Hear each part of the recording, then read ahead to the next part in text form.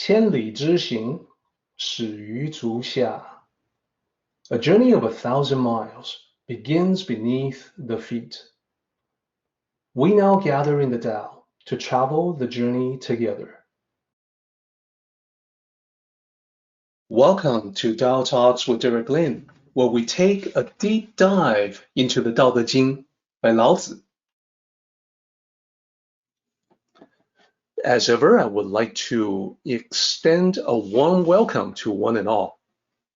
Thank you for joining us.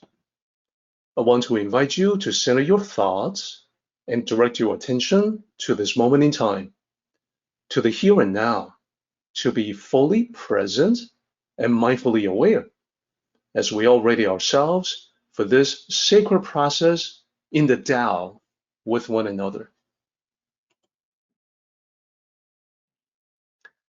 So the title of the story is Tyranny, and this goes back to a long time ago, once upon a time in ancient China. During the warring stage period, Confucius and his disciples were traveling through the countryside near the Tai Mountain. The Tai Mountain, well known in ancient China. They were passing by a graveyard when they heard the sound of someone crying.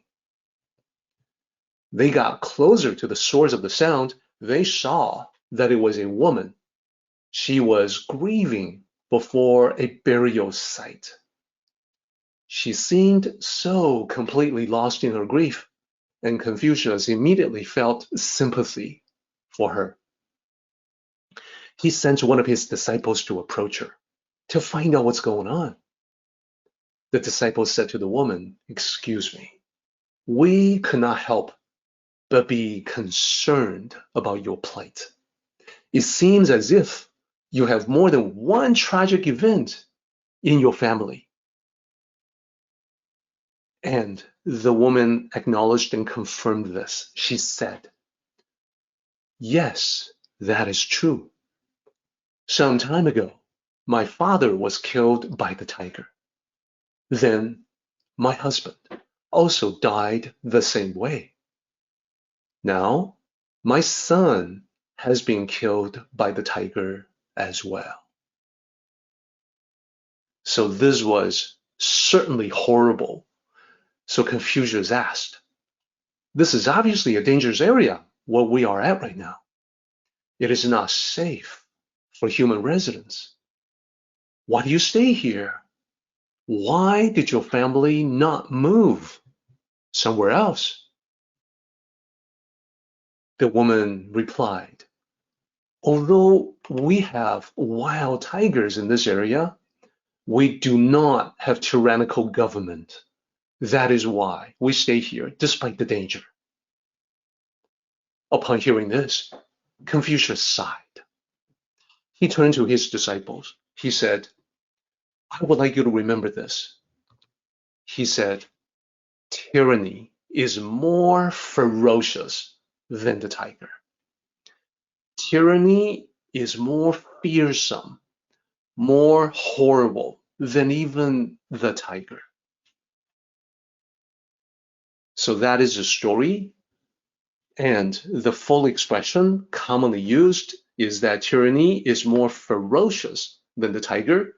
There are variations on it, like tyranny is fiercer than the tiger, but I believe more ferocious is definitely the closer expression to the original.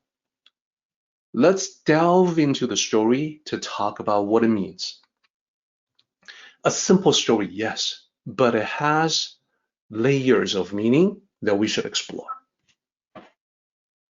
So to start out, it is important to realize that during the time of Confucius, tyranny was common, and most of the people suffered greatly. And at that time, most people had no rights, no protection. Many tyrants at the time would oppress people through fear. Exactly the subject we're talking about today. They would force the people into slave labor, tax them until they had nothing left, let them starve, kill them at will. Because the people had no rights and protection, they were powerless to prevent this from happening. Many of them had nowhere to run, nowhere to escape, because the next kingdom might be just as bad. Sometimes people found remote regions sufficiently far away from any of the kingdoms, and this meant that they could live in peace and be left alone. They treasured this kind of freedom. They did not want to give it up. They would put up with any hardship, and as you can see in the story, even the threat of carnivorous predators, just to not live under a brutal regime. And obviously, they fear tyrannical oppression far more than dangerous animals. This really touched Confucius because at that time, he was engaged in the work to advise the tyrants in an attempt to talk them out of their brutal ways, turn them into benevolent rulers. Certainly, Confucius was not the only sage who came upon the realization that tyranny is more ferocious, more fearsome than anything. All the sages throughout history, all the Tao sages, including Lao Tzu, recognized the horrors of tyranny and realized that it was completely contrary to the Tao. They all knew that even the fearsome tiger could not compare to a brutal ruler.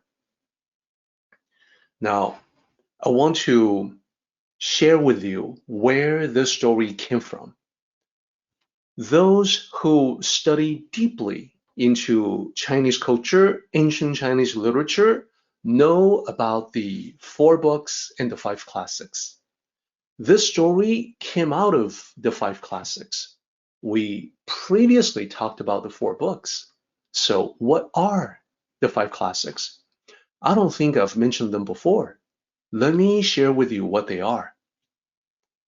In the image that you see in the slide, you see 5 books fanned out. These are the 5 classics.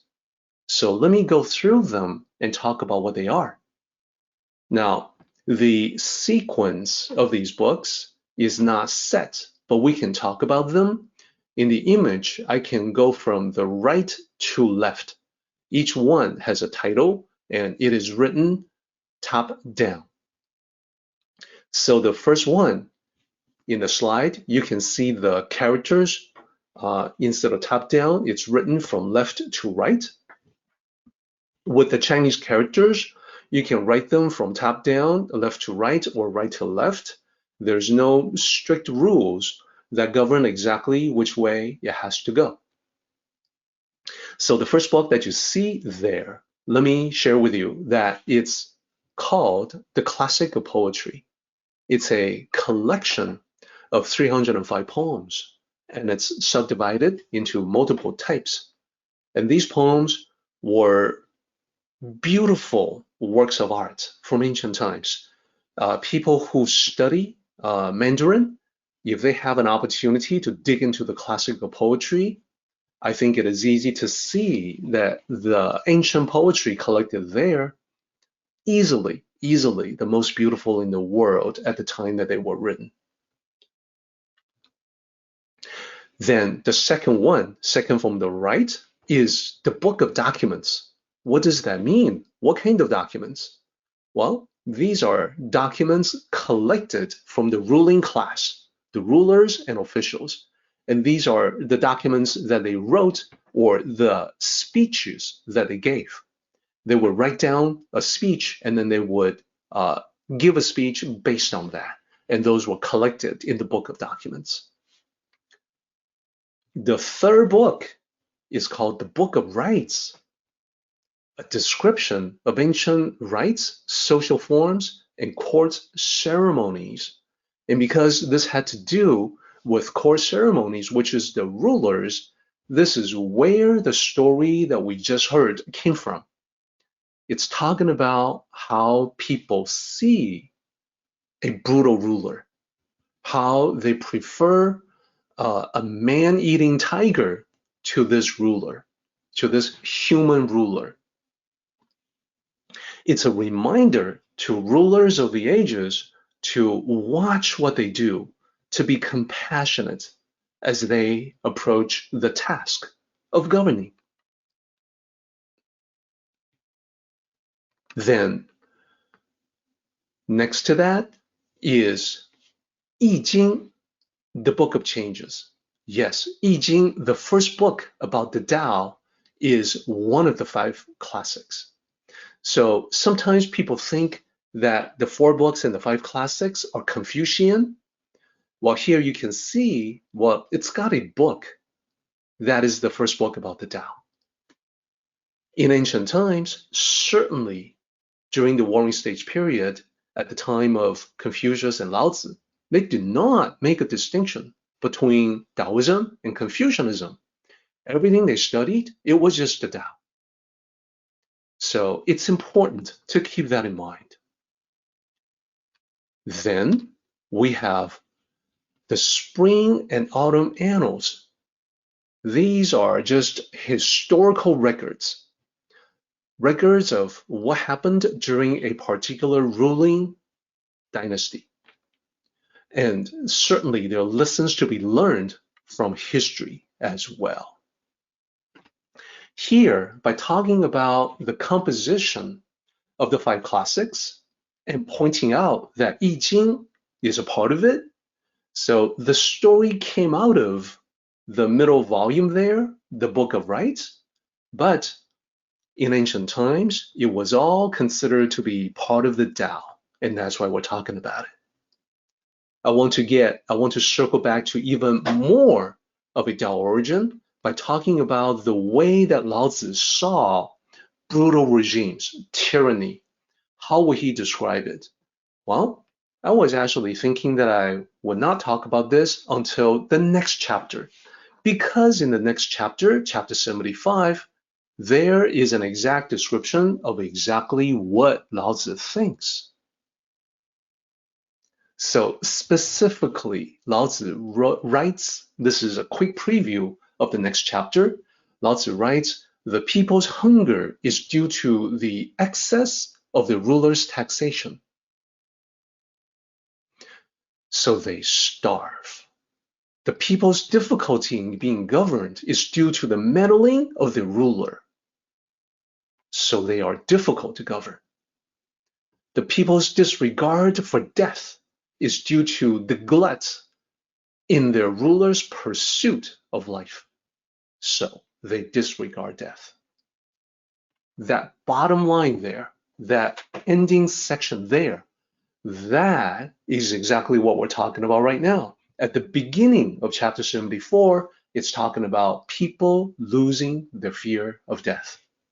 While the people suffer, the rulers are enjoying luxuries, living it up. Of course, they would disregard death. It makes sense. So just a quick preview to let you guys know where we're going with this, and also to point out how we can link the chapters together to understand the overall meaning of the Daodejing. And then one more about this, just a quick review of everything that we have talked about so far. How does the tyrant think? Here is the mentality of the tyrant. It is basically setting up the rules to inspire fear. Create fear. Let the people fear death. Kill a few of them.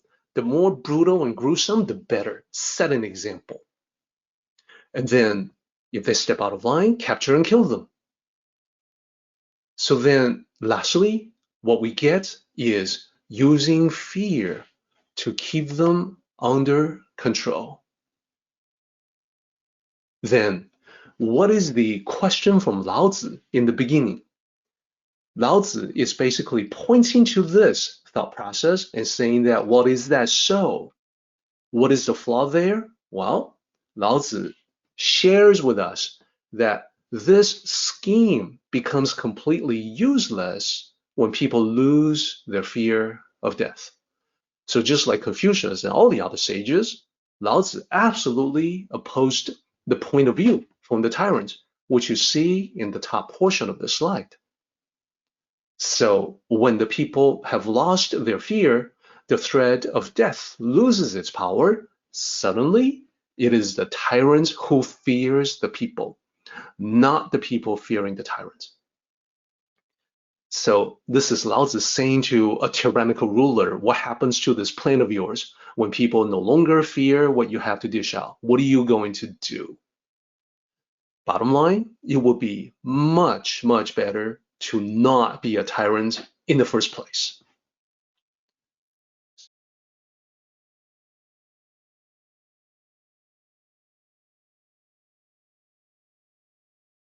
Our meeting has come to an end, but the journey continues on.